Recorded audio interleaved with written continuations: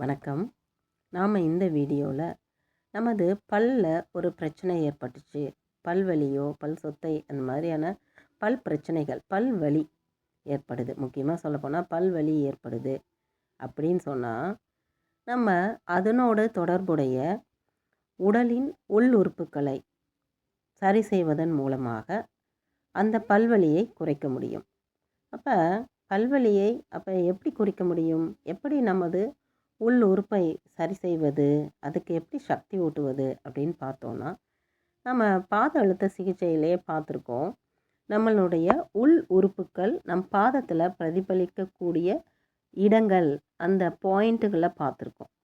அப்போ இந்த படத்தில் பாருங்கள், நம்ம வீடியோவில் வர இந்த படத்தில் பாருங்கள், ஒவ்வொரு பல்லும் ஒவ்வொரு உறுப்போடு இணைஞ்சிருக்கு, அதாவது தொடர்பு கொண்டு உள்ளது. அந்த உறுப்பில் ஒரு பாதிப்பு ஏற்படும் பொழுது அந்த பற்கள் பாதிக்கப்படும். அந்த உறுப்புக்கு எனர்ஜி குறையும் பொழுது இந்த பற்களுக்கும் எனர்ஜி குறையுது அப்படின்னு ஒரு கனெக்ஷன் இருக்குது. அப்போ நம்ம அந்த உறுப்புக்களை தூண்டுறது எப்படி? பிரதிபலிப்பு புள்ளிகளை பார்த்து, ஒரு பல் வலிக்குதுன்னா அந்த பல் எந்த உறுப்போடு தொடர்பு கொண்டு இருக்குதுன்னு பார்க்குறோம்.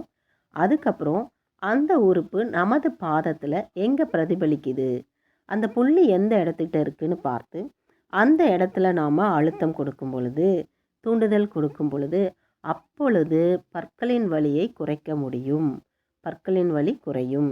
அப்போ அங்கே தூண்டும் பொழுது அந்த உடல் உறுப்பு உண்டான இரத்த ஓட்டம் தூண்டப்படுகிறது, சக்தி ஓட்டம் தூண்டப்படுகிறது. அப்போ அந்த உறுப்பு பலப்படுத்தப்படுகிறது. உறுப்பு பலமாகும் பொழுது அதோடு தொடர்புடைய பற்களும் குணமாகிறது, அங்கே பற்களும் ஹீல் ஆகிறது. அப்போ அந்த பற்களுக்கு உண்டான சக்தியும் அங்கேருந்து கிடச்சி பல்லும் அங்கே குணமாகுது. சரி, நார்மலாக நாம் பிரச்சனை வராமல் இருக்கணுங்கும்போது பல்லுக்குன்னு நாம் ஒரு கவனம் செலுத்தும் பொழுது 2 வேளை பல் துலக்கணும். ஒரு வேளை மூலிகை பல்பொடியால் பல் துலக்கலாம். கருவேலம் பல்பொடி அல்லது கடுக்கா பொடி, கிராம்பு பொடி கலந்து அதில் பல் துலக்கிறது, அல்லது திரிபலா சூரணம் அதை பயன்படுத்தி பல் துலக்கிறது. இப்படி நாம் இரவு நேரத்தில் பல் துலக்கிட்டு காலையில் ஒரு ஆயுர்வேதிக் பேஸ்ட்டு பயன்படுத்தி கூட நம்ம பல் துலக்கிக்கலாம். அதுலேயும் முக்கியமாக நைட்டு இரவு பல் துலக்கும்போது நம்ம கை விரல்களை வச்சு நல்ல பல் ஈறுகளையும் பற்களையும் அழுத்தி நாம் பல் துலக்கணும். காலையிலையும் அப்படி கையில் ஃபஸ்ட்டு விளக்கிட்டு அதுக்கப்புறம் ப்ரஷ்ஷை பயன்படுத்தலாம். ஓகே, இப்படி பல் பாதுகாப்பும் செய்துக்குவோம். அப்படி வலி வரும் பொழுது அதோடு தொடர்புடைய உறுப்புகளை பலப்படுத்தும் பொழுது பல்வலியை குறைக்கலாம் அப்படிங்கிற விஷயம் தெரிஞ்சுக்கிட்டிங்களா? பல்லுக்கும் உடல் உறுப்புகளுக்கும், அதாவது உடலினுடைய உள்ளுறுப்புக்கும் தொடர்பு இருக்குது. அது எந்தெந்த உறுப்போடு தொடர்பு கொண்டுள்ளது அப்படின்றத படத்தை பார்த்து தெரிஞ்சுக்கோங்க. அதை பார்த்து பயன்படுத்தி பயன்பெறுங்கள்.